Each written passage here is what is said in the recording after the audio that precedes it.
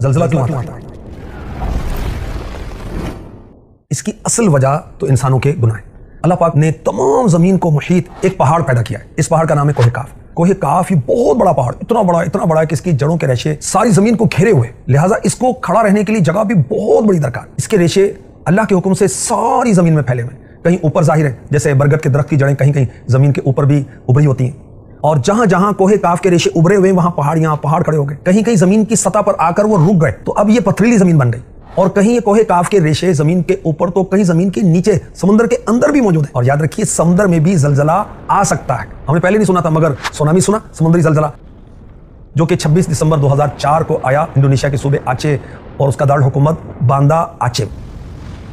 جہاں جہاں کوہ کاف کے ریشے ہوتے ہیں اس کی اوپری زمین بہت نرم ہوتی ہے، جس جگہ زلزلہ بھیجنے کا اللہ پاک ارادہ فرماتا ہے تو کوہ کاف کو حکم دیتا ہے کہ وہ اپنے وہاں کے ریشے کو جنبش دے، ہلائے۔